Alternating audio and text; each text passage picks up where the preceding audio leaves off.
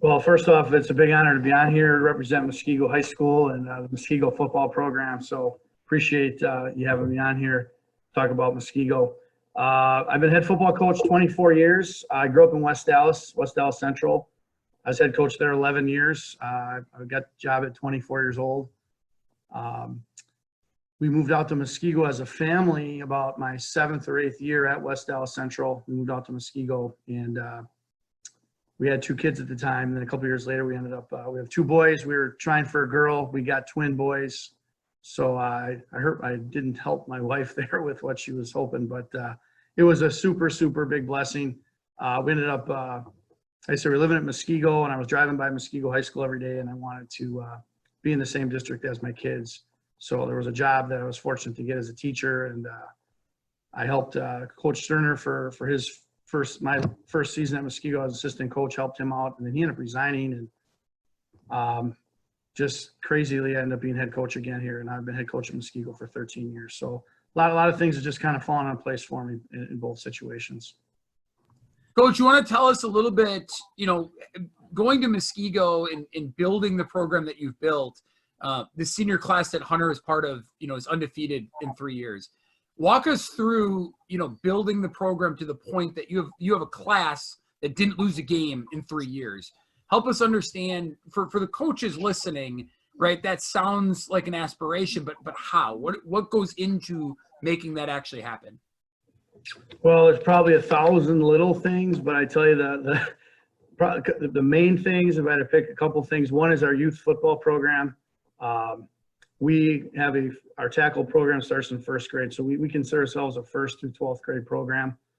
We consider all our youth coaches part of our coaching staff, and as our youth program has gotten stronger, our high school has followed suit. So I think in 2021, in suburban communities in particular, the better your youth program is, the better your high school is going to be. And so our success really starts with those guys. We set a goal when we took over, is that we want to get 60 freshmen out for freshman football. This year we had 72, so we had a school record. The difference the last 3 years has been the numbers in our program. We've had a great run, in 2009 through 2017, but whenever we get a couple of injuries, it seemed like that would kind of stall us. We got to the Final 8 in state, won a couple conference championships, and the last 3 years we've had some all-state players get injured and miss up to 9 games, and we've still been able to win. Our depth is so much stronger because our numbers are so high. This year we had 70 juniors and seniors. We had 190 kids in our program, so we've been able to withstand if some injuries and such, and able to platoon our team. Hunter Wooler, as you mentioned, is a special player, and for the most part, he just played defense for us the last 3 years because we had so much depth on both sides of the ball. And so I think number one was our youth program had a big part of it, and as I said, as that's gotten stronger, our high school team's gotten stronger. Coach, my first year coaching again since I left college coaching was this year, and I actually coached my son for the first time. And the youth program here in Appleton was still Pop Warner, but next year in sixth grade, they moved to middle school football through the high schools. And what advice would you have for head high school football coaches on coaching their youth coaches? Because for me, I really didn't have any integration with what the high school is doing, what they want our scheme to look like. What would be your advice for, in my case, I'm in the Appleton East School District.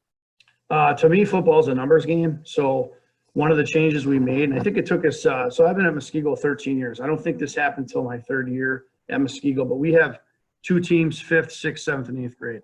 So we have usually 30 kids on each team. We really promote that they should start, 20 to 22 kids. Kids develop all at different times. We always talk about senior surprises at the high school. How do you know in 5th grade who's going to be what by the time they get in high school? So we give our youth coaches 2 goals. I mean, we're not naive. They want to win. They're putting the time in. So we're like, yes, we want you to win. But more importantly, if you have 30 5th graders, the following year you should have, at least 27, 28, and if you go 8-0 and only 15 kids come back out, you didn't have a very successful season. So we do want those guys to win. They're putting the time in, but we've created a culture where they don't want kids not playing the next year. So that's been huge because you just never know when these guys are going to blossom, especially when they get in high school and they start lifting weights and the speed and agility program. So a big thing is having the multiple teams at each grade level. And then we pretty much, it's not written in stone, but the goal is to start 20 to 22 kids. So now you've got 44 starters in every grade, rather than having one team and then playing a bunch of guys both ways. So those have been some of the big things. And we meet with the guys. We have clinics in the off season, and they've been really good about running our offense. It took time. It took a little bit of each year. We kind of chipped away. And now we told them, if you guys want to win a state championship, you can go to Camp Randall. You got to teach them our stuff when they're little kids. And so it's paying off now. We're on here because of our offense. One of the main reasons we're on here. And our kids never block the wrong people. And it's because in youth football, we run in the same place. So we're very, very good at executing our offense. And it starts with our youth program. Yeah, I actually had those down on our list, and I'm glad you guys jumped into it. I've had the advantage of being able to be close to you guys, having a family member, obviously, right, in the district, the same age as your twins. So I've come to a ton of your different youth games. I've watched some of the games before, some of the games after, depending on how quick we get out. But that was one thing I was definitely going to note. And coaches always say that they want, right? Like, you want your youth running the same system. You want your youth running the same plays. But it doesn't always happen, right? Because a lot of coaches will go back to what they know, what they're comfortable with. You've talked about the camps, but how do you fully integrate, those youth coaches into your culture, into your program, to the point of where they're comfortable just doing what you guys do all the time? Was there any kickback to that? Was it a challenge at first? What things do you do to help them feel comfortable? Yeah, it didn't happen overnight. It was chipping away. My year one, not everybody ran the wing tee. It just, some guys really bought in. Like, they bought in, hey, we want to win a state championship at Muskego, so we're going to run the wing tee. It's a system. We had our coaching clinics to teach them the offense. And what happened in the beginning is the teams that ran our offense tended to be the winning teams because of the system. A lot of guys were running plays from John Madden or, something they did in high school. They're just kind of grab bagging. And the guys that ran our stuff started to win. And we would meet with the coaches. We'd meet with them on the side. We'd give them coaching suggestions. We made DVDs of drills. And eventually it became peer pressure. The youth coaches started putting peer pressure on the other youth coaches. Because we have multiple teams in each grade, we explain to those guys that when they come out as freshmen, if the one team ran the offense, the other team didn't, the group of kids that don't know our offense are going to be behind, and that might cost them a starting position, So let's make sure they're all running the same stuff. And now our youth board is really strong, and they actually send people to practice and make sure that they're running our base plays. And they'll like, our main play is called belly, and they'll ask them to run belly. And when they've had, it's become a culture thing now that you're going to run what the high school does. But the nice thing is the youth guys take care of it and enforce it now. It took time, though. It didn't happen overnight. One of the things that I noticed, too, is being around some of those kids is when I'm by them during the games is they'll try to predict or they'll try to call out your plays as you're running them, as your team is running them. They'll be like, oh, this is a belly down, or this is a sweep down, or whatever it might be. So you can see that buy-in, player-wise is awesome all the way down to the 5th, 6th grade level. In the cases that I saw, which is pretty cool to see. Well, and it almost becomes like free advertising, Coach. I mean, the kids can see themselves in that spot in high school because they're doing the same thing. And for me this year, we ran Appleton East's offense only because if they're going to go to school there, I was going to run it. Luckily, I coached it before, and had some experience doing it, but that's not common in the youth program here. Now, in the middle school program, it is, which is why it's interesting to see, because not only are you seeing obviously success on the field, but you're seeing increased numbers when apparently participation numbers have been going down, correct? Across the state, but not in Muskego. No, our numbers actually have grown. When I first took over Muskego, we had 10 juniors finish the season. And this year we had 40 seniors. I had 100 kids in the program 13 years ago. We had 190 this year. We've been kind of averaging about a 5 to 8 player bump every year. And I think because we enforce those rules down at the youth level and coaches kind of peer pressure each other to do that, our numbers have grown. And, you know, obviously we're winning. We have a great atmosphere on Friday nights. It's a big event in our community. I think we have the best atmosphere in the state. A big credit to our athletic director, Ryan McMillan, who helped, and Todd Irvine, our principal, and Kelly Thompson, our superintendent. We've got a brand new turf field. We got the biggest high school scoreboard in the state. We've got 1,000 more bleachers, new bleachers. We've got a new concession stand. It's an event on Friday nights now.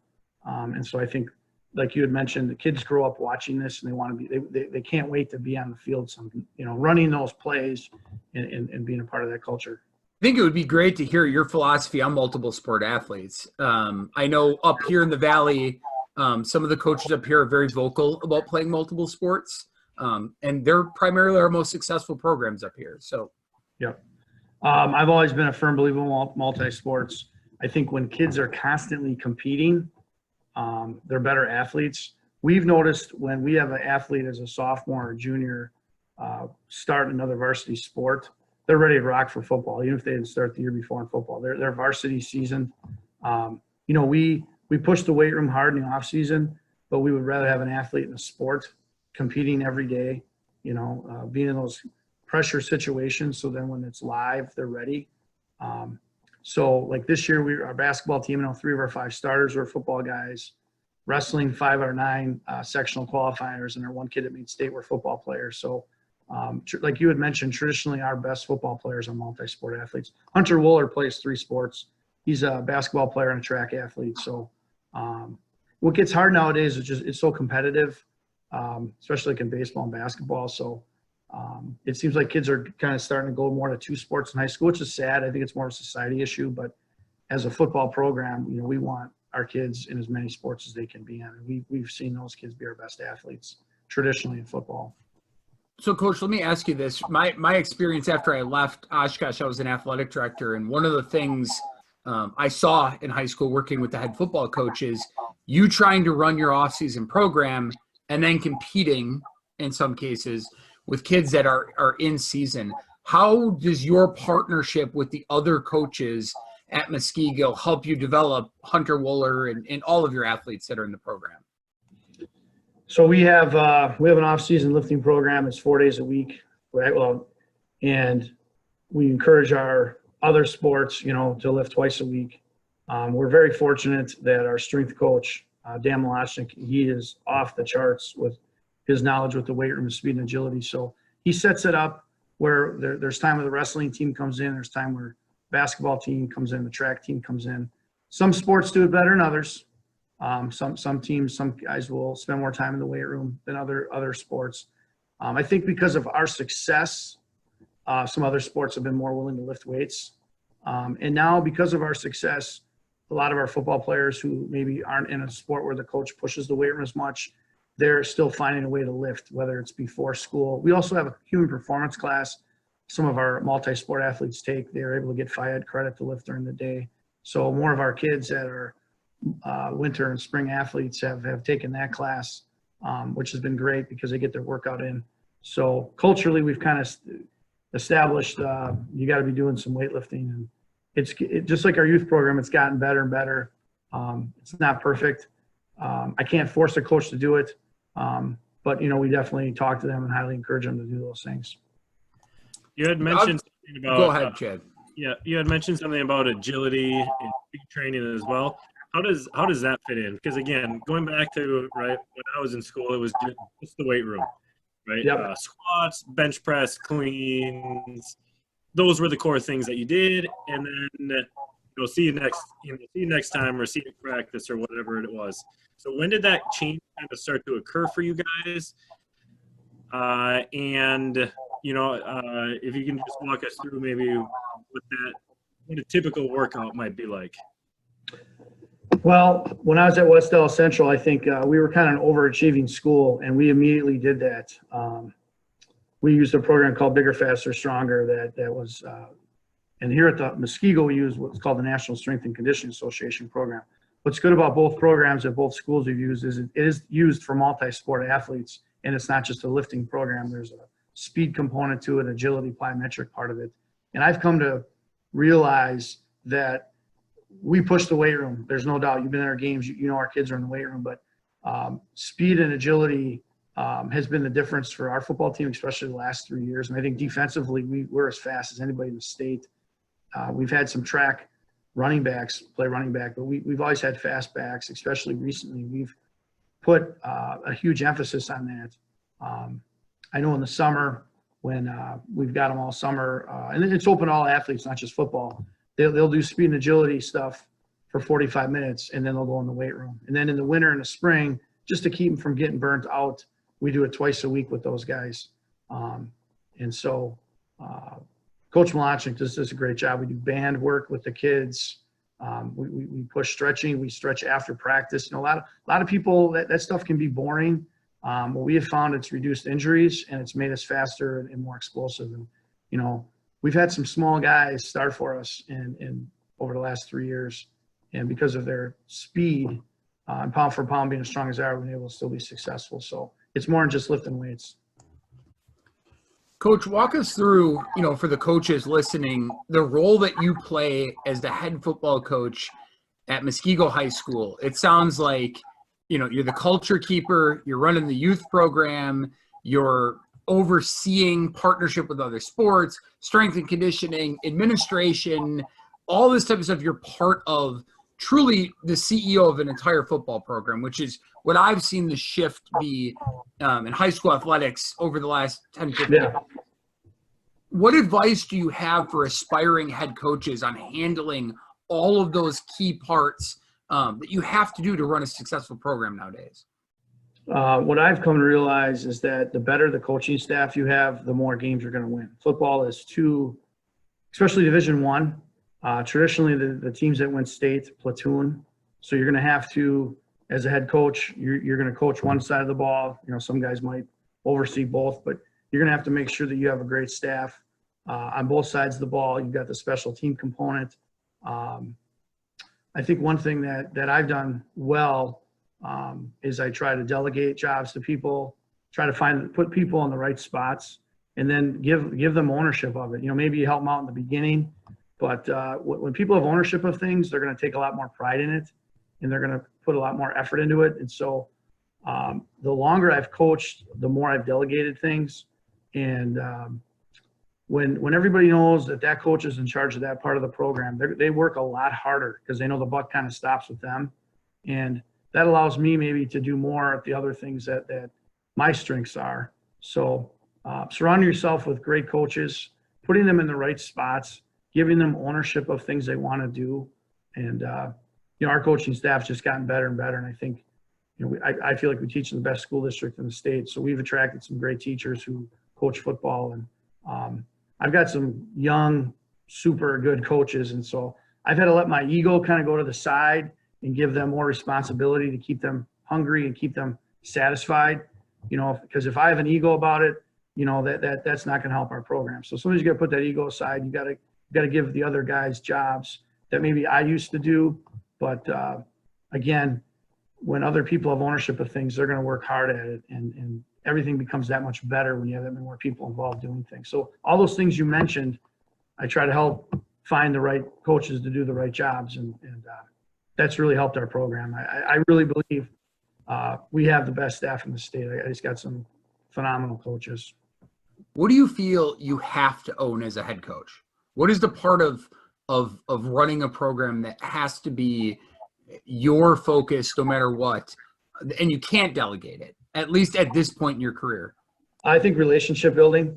I'm in the weight room every day, and I got 4 boys, so if my son's in a basketball game or a baseball game, or I have a teaching obligation with, you know, if I have a meeting after school, but I'm in the weight room 95% of the time year round. So the one thing that I cannot give up is the relationship piece. It's hard in season, believe it or not, when we platoon. That's probably one thing that I struggle with is our defense and offense practice is separate. So that's one area that's tough in season, but out of season, I'm in the weight room basically the entire off season every day. And that's where I build my relationships with the kids. And now with texting and stuff, you know, I text kids quite a bit. especially if they're in another sport, checking in how they're doing. So I think the one thing you cannot give up as head coach is the relationship piece. And as our numbers have grown, it gets harder. So that's why you have to have a great staff, because you want each kid at least connect with one coach, if not multiple coaches. So I really try hard on the relationship piece, particularly in the off season. Okay, Chad, it's time to talk wing tee, okay? Coach Krause, you might not know this, okay, but I was a starting wing tee center for 2 years in high school. I was a guard for 1 year. I had to make the O-line calls for 3 years as a starter because no one knew what they were doing. So you said that you guys don't miss blocks. We always miss blocks. Every play we screwed up, okay? Oakfield's philosophy was, if you make a block, you celebrate, right? Right. We celebrate if we block the right guy. So Coach, and I guess this is where I would start, Chad, and I know this is your passion here because it's running the football, but how in football today, how have you continued to stick to such a traditional, proven offense that I ran in high school when everyone seems to be, spreading it out and running it out of shotgun, and most people are running wing tee concepts, they're running triple option concepts, they're just doing it out of shotgun. How have you been able to stick to a very proven and successful offense, but not one that a ton of people are running anymore? Well, I think that's what's given us another huge advantage. I think the younger generation of coaches has grown up with the spread, and very few teams run the wing tee. And, you go against an offense like ours where you'll have maybe one tight end. Now a team hasn't faced the tight end. Maybe we have two tight ends. Their win team their scout team, has 4 days to prepare for the wing tee when their scout team every week is simulating the spread offense. So it's very hard to simulate our offense. And since we've been running this for 13 years and our kids in first grade run the wing tee, the way we fake in our misdirection, if you watch this, it's unbelievable. And so it's very hard for a team to get, basically they're going to ask their JV sophomore group to mimic our offense and try to simulate what we do in 4 days. So we're not going to get away from what we're doing because nobody's doing it. And it makes us unique. And I'm blessed. My two line coaches have been with me the entire 13 years. So my offensive staff knows the wing tee as well as I know it. So we're able to make adjustments on Friday nights as well. We've ran this for so long. One of the coaches played for 4 years, and then he assisted ever since. And the other one coached right away with me. On Friday nights, we can make adjustments a lot quicker because we've been running the same system. I think people who change their systems do a disservice to themselves, to the coaches, to the players, because you're not really good at anything. And how do you? We use the word idiosyncrasies. How do you get good at the idiosyncrasies if you're constantly changing things? So we have our base offense, and we may add something based on personnel, but 90% of our offense is pretty much the same every year, sort of. And then we add maybe a few things based on, if we got really fast running backs this year, or quarterbacks a little more of a runner, thrower, but we kind of have our core offense. Coach, it's interesting you say that because I think when I started my coaching career, John O'Grady was still the head coach at River Falls, and our bye week was a River Falls week, whether we played them the next week or not. We had a spring ball week that was a River Falls week. Yep. Because to your point, you didn't see that offense, and I know it's a different offense, but you didn't see that offense ever. And once you saw it in 1 week of practice, we literally couldn't simulate it or get enough reps at it to get good at it. And my first couple of years, we got pounded by River Falls. And then eventually, as John O left, they switched offenses and they became easier to defend. They just did because it was what they were, and they didn't have that identity anymore. So that's interesting to hear. And I think I've actually read you say that in an article before, but I guess it really hits home and makes sense now. One of the questions I have, kind of piggybacking off of John's with the wing team and everybody going spread,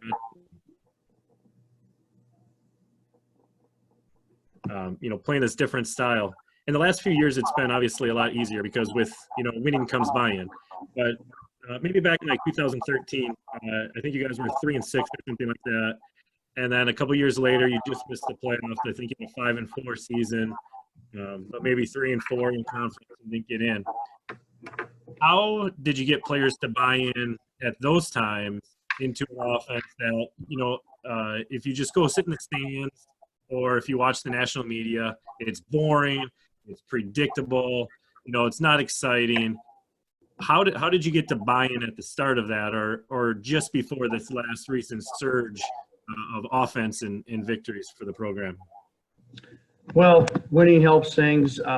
If one thing that we talk to our players about is the last 11 years, we've averaged 35 points a game. So even though that 1 or 2 years our record wasn't as successful, we've averaged 320 yards per game rushing and 60 yards per game throwing the last 11 years.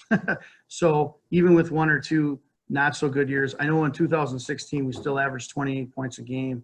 In 2013 we averaged 27 points a game. So even the couple years we weren't record-wise quite as good, we still were somewhat successful in offense. And then these other years we've just been off the charts. So we've researched this. We're the highest scoring team since we've joined the Classic 8. We've scored more points versus every team in the Classic 8 than anyone else has scored on people. We've been really fortunate. So that could all change. We could start, that it could all end next year. But we're able to just throw out these stats to our players. I think the other thing is, I think one thing we do really, really well is we explain to them why the offense works. Because I think a lot of times coaches just, you got to do this, and this is what we do. We take the time to show them how this works. And then we show them video of our kids really do love our offense. The faking, like there's times we'll have 4 or 5 guys tackle our fullback. We've been in state championship games where the safety's chasing the wrong guy across the field. We've had playoff games where our fullback's getting tackled 35 yards downfield by a linebacker. So like you mentioned earlier, they're watching it since they're young athletes. And then they want to be those guys. And then we have all these statistics and film to back it up. And the other thing is we've had 3 quarterbacks in 13 years go on and play college football. Our quarterback, Connor Groman, from 2 years ago, he's at Ball State. He's a preferred walk-on.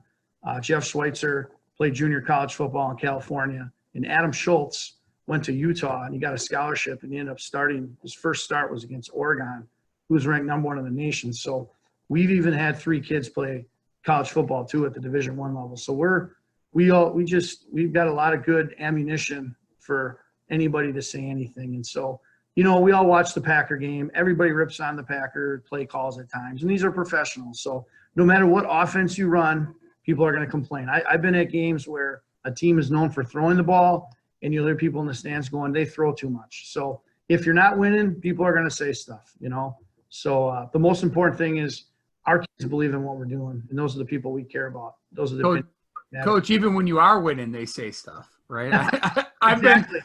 I called a game on the radio last full football season.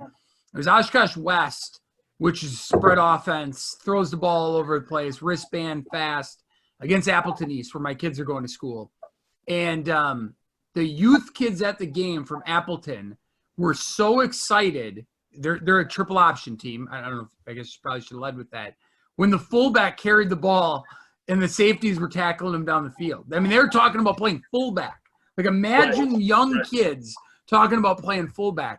It was so cool to see. So I think as you've talked a lot about the culture of the offense, the support of the school district. You mentioned the superintendent, thanking the superintendent. What part of that culture that you've obviously had support from the administration, you've had support from the community. What advice would you have for coaches that are trying to make that next step and take their program to that next level and need some of that buy-in from maybe administration or coaches to help take your football culture that maybe you're building and get it to come across the entire school district? It takes time. It doesn't happen overnight. We kind of mentioned earlier that youth program, getting the culture established, having a great football staff. They say that the 5 people you surround yourself with is how you're going to act. So, I've just got I've got very hardworking coaches, and I think they rub off on each other. I think it elevates all their game.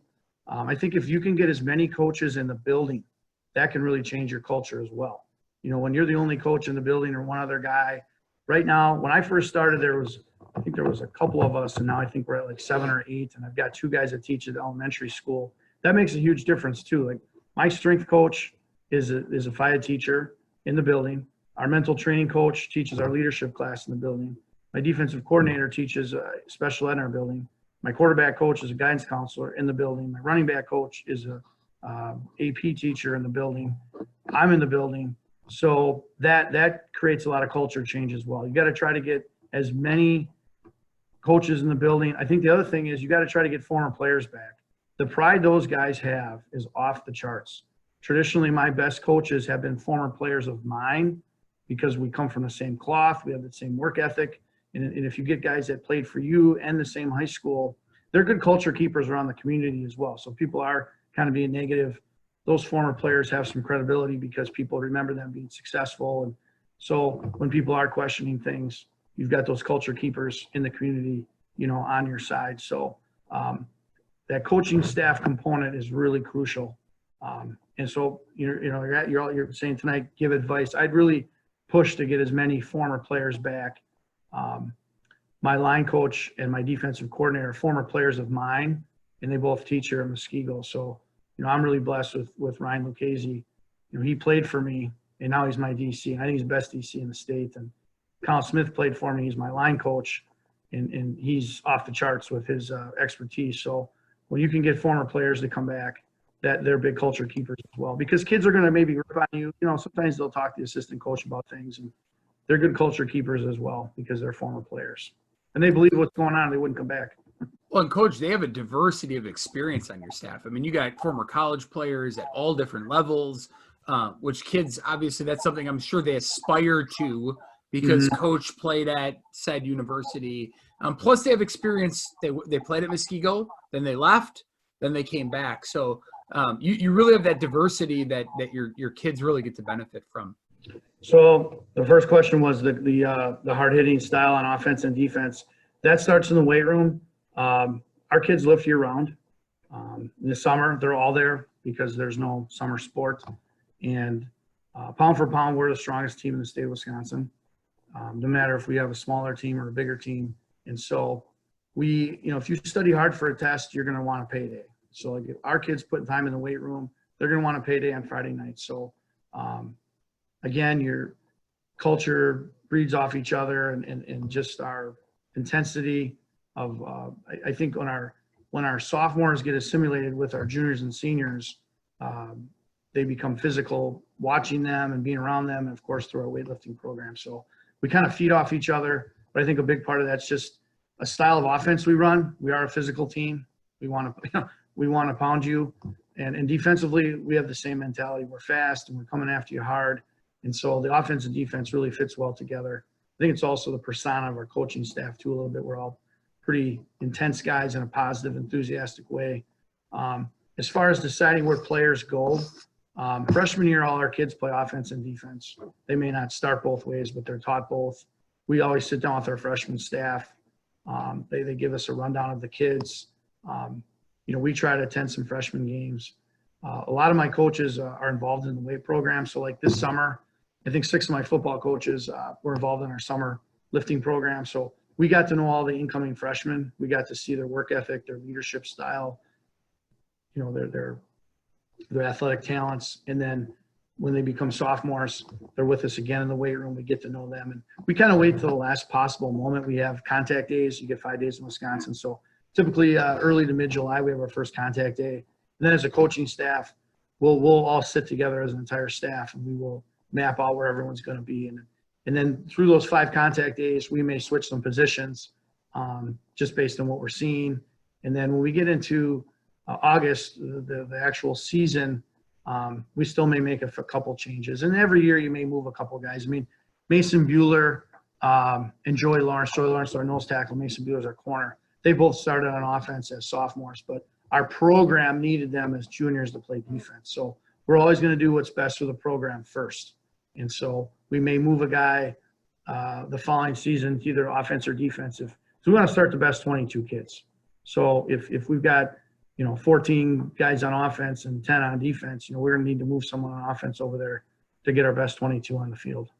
Let's talk about this season. Okay, so this class, obviously, as we've talked about, was amazing. Didn't lose a football game in 3 years and lost one, I believe, the year before. Last one as a freshman football team. Right, pretty amazing run for those guys. But this year was different, and you as a staff had to balance everything in the world that's still going on with COVID. Walk us through ultimately, and I don't even know the whole story, if you guys even had the option to play in the fall. Did you have the option to move it to the spring? Here in Appleton, every school had to go to the spring, so we didn't have a choice in the school district here. Walk us through what this season was like as a coaching staff and as a program. Well, I really want to give big kudos to Ryan McMillan, our athletic director. He did everything in his power to help us have a football season. We ended up playing all 9 games. Only 44 teams in the state of Wisconsin played 9 games this fall. And it always starts through leadership. Again, Kelly Thompson, our superintendent, Todd Irvine, our principal, we've been going to school 5 days a week the entire school year. So we are doing the right thing. For the mental health standpoint, these kids need to be in school. They need to be in sports. So starting July 1st, we started our off-season lifting program. We had the kids in groups of 20, and we had them all separated outside. We had 1 or 2 groups inside school. We had to move some weight equipment into our cafeteria. So we made sure we had small pods. And, if someone got COVID, then that whole group was quarantined for 14 days. And so we learned a lot in July. And then when August came, we just developed, we just found a way to make it work. We had every kid had a cone at practice. They put a hand sanitizer, they put their own water bottle there. And then when there was breaks, they couldn't congregate by a water machine. They just all were spread around the whole field. Every meeting we had inside school, we had the mask mandate. That was probably the hardest thing. But really, the worst part for me this year is I had to yell at players about the mask. I really wasn't yelling at them ever about football. It was constantly the mask. At first, some kids didn't want to wear it over their nose. Maybe their parents didn't want to wear a mask. And the problem was it was the state law, it was the rule. So the hardest part this year was the mask situation, dealing with that. But, we told our kids, if you want to play 9 games, you need to follow the rules. We did get some kids that got quarantined. And again, because of the numbers in our program, we were able to withstand. We lost our all-conference fullback. We lost our all-conference tackle. We were, 1 week we had no backup linemen on offense because everyone was quarantined, but we got through that. So there was definitely some stressful, crazy times. But again, due to our youth program, due to our off-season work, our numbers, we were able to play all 9 games. And it really is a credit to our administration. You go where your leaders go. And our leaders were determined to make this as normal as possible while being safe. And I'm blessed as my kids, 3 of my boys are here at the high school. And as a parent and as a coach, and a teacher, I'm really blessed to teach here and be here. We would have loved to have played all 14 games, but thank God we got at least those 9 in this year. 9-0, right? And the season finishes with playoffs, but not a state championship. How do you celebrate with the kids what 9-0 really meant? I mean, how did you guys treat that without obviously the ability to play at Camp Randall? So we just try to turn everything into a positive. One thing kind of fell into our lap, our last conference game, Waukesha South, unfortunately forfeited, but we ended up playing Hudson, who was ranked 3rd in the state at the time. They were the best team up north. So credit to Hudson, credit to our administration. That was our last conference game, and then we knew we had 2 playoff games. So we told our kids the Final 8 in state is starting with the Hudson game. We can beat Hudson up north. We've beaten the best team up north, and we were fortunate to win that game 54-7. And then we were put in the best grouping of 4. Unfortunately, Franklin was in that, and they got shut down. But we were picked, us, Arrowhead Falls, and Franklin were deemed the 4 best teams. We beat Arrowhead. We kind of called that our Final 4 in state game. We played Menominee Falls. I think a lot of people felt like Falls and us were the 2 best teams at that point. And we ended up beating them. So we felt like we can only control what we can control. The coaches poll and the Associated Press poll both we finished the season ranked number 1 in the state. So we kind of feel like we're the unofficial state champions of the fall 2020 season. It's kind of like we used to have spring and summer baseball in high school. You had a spring champion, you had a summer champion. So of the teams that played in the fall, we felt based on the rankings of the coaches poll and the Associated Press, and then just by our body of work, we feel like we were the best team in the state in the fall. And we're not going to penalize our players because of what happened with COVID. So yeah, I don't think this is a Central Florida championship or anything like that. I think this is a legit championship, and with the pieces of the players that you guys had back the previous 2 seasons, the body of work throughout the season. I would have loved, obviously, to see it in a state tournament, and I think everybody would agree with that. But, that was impossible, and I think that there's probably no argument amongst coaches or other fans throughout the state. How do you feel you would be able to compete with, some of these other powerhouse-type states and programs in the country? Because I think 2 years ago you guys were ranked in the top 25 nationally. Would you ever consider scheduling a game like that, or have you looked for any of those kind of games or anything like that? Yeah, that's an interesting question. We've had a lot of unique situations pop up. And like you said, not this year, but last year, we did finish the season. USA Today ranked us 23rd in the nation at the end of the year, which is an unbelievable honor, especially for a team from Wisconsin. So they had some sort of computer system, and that's where they spit us out at the end of the season. Through our success, we have had teams from California, actually IMG Academy, have reached out to play us. Fortunately, we were able to get all 9 games in this year. If things would have gotten really crazy, we maybe, I don't know with COVID what would have happened, but the cool thing is we have had schools across the country reach out to play us. I think that's just a compliment to our football program, our youth program, our coaching staff and players and parents and community. The only thing that we don't have that a lot of the other teams across the country have is they have spring football practice. We have the 5 contact days. So the one advantage other teams like Texas and that, they have those. I think Illinois has got 25 contact days. So the one thing we don't have, we don't get as much time with our players. But I'm going to be really, really honest. We get enough. We want multi-sport athletes. Kids need a little vacation in the summer. I am perfectly fine with our 5 contact days. But, if we practiced equal with other teams around the country, I think Wisconsin, no matter who the team is, whether it's us or Kimberly or Franklin or whoever, Bayport, I think we can match up pretty well our top teams. We talked a lot about the success of the current seniors. Those are household names now throughout the state.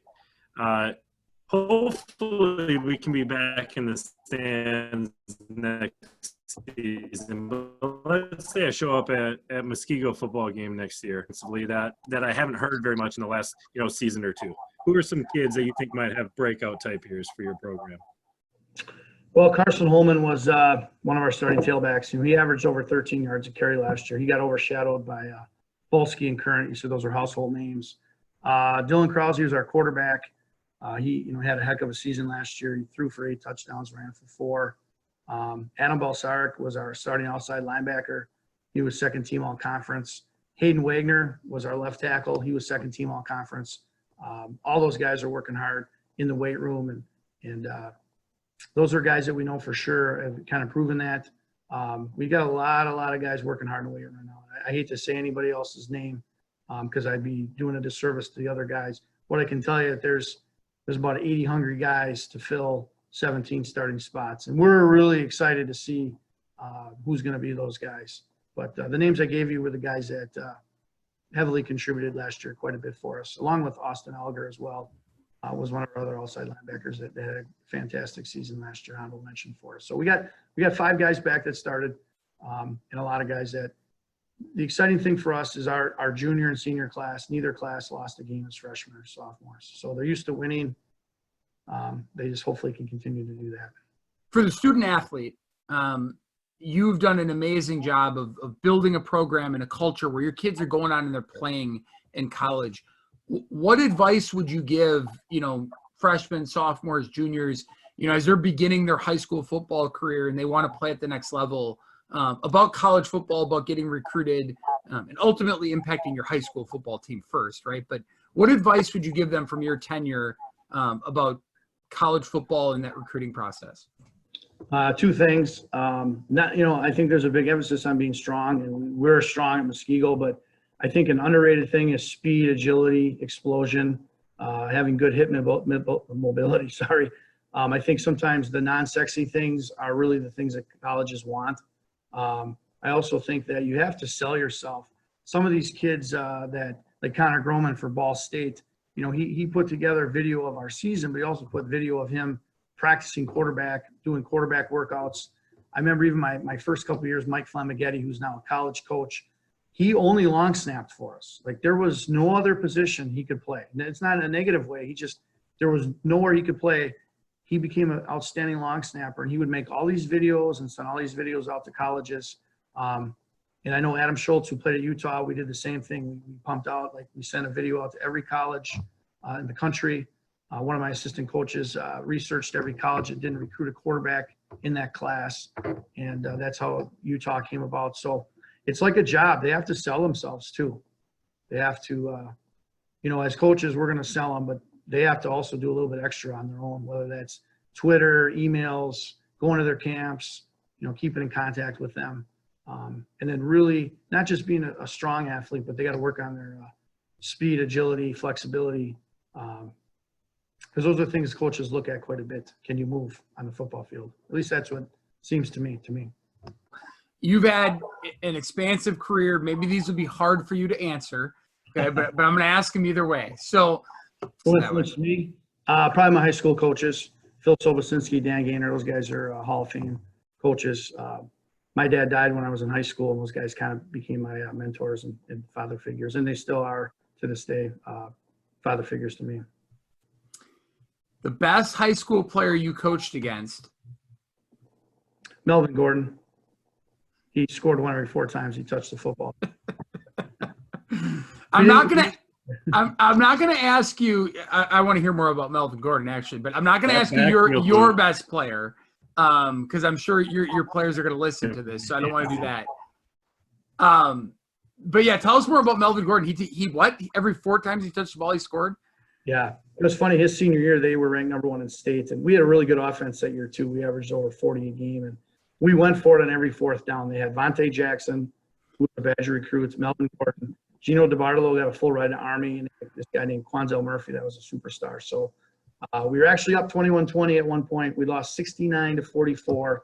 We had 500 yards of offense, and so did Bradford. It's one of the craziest games I've ever been in. We just couldn't stop Melvin. Did they play at state against Wisconsin Rapids that year? The following year they did, which is crazy. They lost them the year before, which is nutty. And then I was on the sideline for that Rapids game. I was on Rapids sideline. It was Beagle's senior year, Vince Beagle's senior year. Pretty amazing. Okay, the best high school head football coach in the state of Wisconsin that people don't talk about.